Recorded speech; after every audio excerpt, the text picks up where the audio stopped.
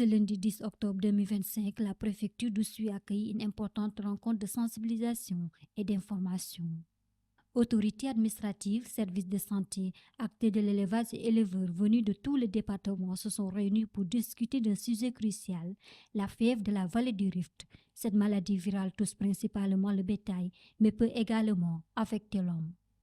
Le médecin-chef du district sanitaire a rappelé les mesures essentielles de prévention face au Mpox. Selon lui, la surveillance épidémiologique reste active dans toute la zone, garantissant une réponse rapide en cas de menace sanitaire. La maladie Mpox, c'est anciennement appelée variole du singe, c'est-à-dire c'est une zoonose, c'est-à-dire une maladie qui se transmet de l'animal à l'homme, mais également qui peut se transmettre de l'homme à un autre homme. Le signe majeur, c'est l'apparition de boutons, une éruption cutanée, l'apparition d'une éruption vésico-bileuse qui peut faire couler un liquide. Et ceci est généralement accompagné de fièvre.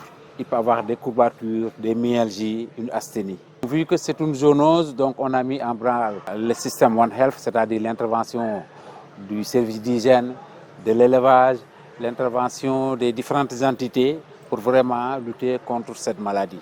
Donc ce qu'il faut, c'est au niveau périphérique que les Sévaki soient en alerte et au moindre cas suspect d'apparition de boutons sur le corps, que ces patients puissent être orientés au niveau des postes de santé ou bien au niveau du centre de santé pour que le diagnostic soit fait.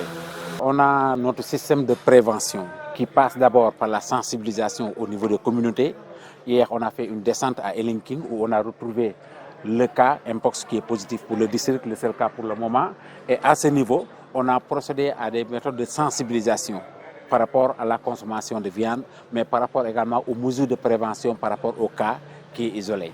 Donc on a des mesures de prévention avec l'assistance du service d'hygiène, mais également le port de masques, le port d'EPI, mais également l'isolement du patient et le traitement approprié par rapport à ce cas. L'objectif de cette rencontre est clair: informer, coordonner et sensibiliser. Les éleveurs sont particulièrement encouragés à jouer un rôle de veille.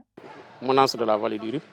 En tout cas, la situation est favorable dans son contexte vraiment qui est quand même beaucoup plus compliqué, surtout au niveau national. Le département d'Oussouye jusqu'à présent est épargné de cette maladie-là et même la région de Ziguinchor est épargnée de cette menace-là. Il faut d'abord que les éleveurs soient imprégnés de cette maladie, qu'ils connaissent d'abord la maladie, comment la maladie se manifeste, quels sont les moyens de prévention. Et maintenant, quels sont les modes de conduite qu'ils doivent apporter face à cette menace et face également à ce fléau au niveau du département. Et ça a fait l'objet aujourd'hui de cette rencontre pour que tous les élèves soient quand même imprégnés de l'ampleur de cette maladie. Et aujourd'hui, une fois qu'ils vont rentrer chacun dans sa localité, pourra dire qu'en tout cas, je connais mieux la maladie, je connais comment cette maladie se manifeste, d'où il vient et également quel est mon rôle et quel est vraiment ma conduite à tenir face à cette maladie au niveau de la population. Dans son intervention, le préfet Maurice Latir John a souligné l'importance de la vigilance collective.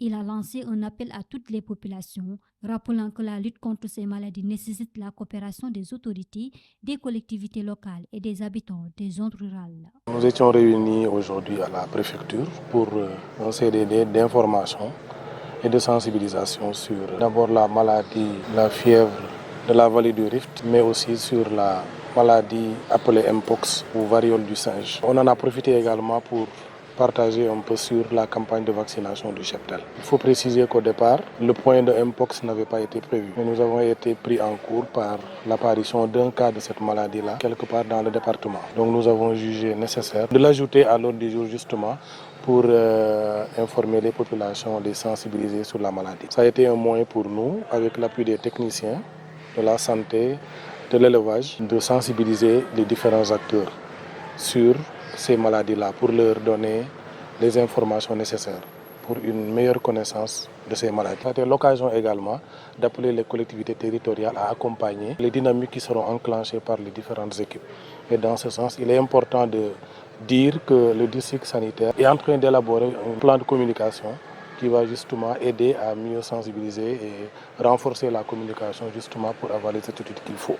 Mais pour atteindre les objectifs, on a besoin de tout le monde. On a besoin de tous les segments de la communauté, que ce soit les jeunes, que ce soit les acteurs du secteur de l'élevage, du secteur de la santé, les communautés, les femmes, les jeunes, tout le monde doit s'impliquer justement, et naturellement les collectivités territoriales pour pouvoir atteindre les objectifs. Sur la campagne de vaccination, nous avons également relevé les défis qui se posent à chacun de nous. Il est temps que le regard puisse changer, que les perceptions puissent changer par rapport à la vaccination du cheptel. C'est de suivre les messages de sensibilisation qui sont partagés par les professionnels et de l'élevage et de la santé humaine, mais également d'adopter les postures justes en termes de comportement par rapport à tout ce qui est à l'origine de la transmission de ces maladies-là, en surveillant un peu ce que nous consommons, en surveillant également les contacts que nous avons avec les animaux, mais aussi surtout en ayant le réflexe, à chaque fois qu'on identifie chez un membre de la famille des signes qui font penser à l'une de ces maladies-là, de ne pas se laisser aller à des considérations traditionnelles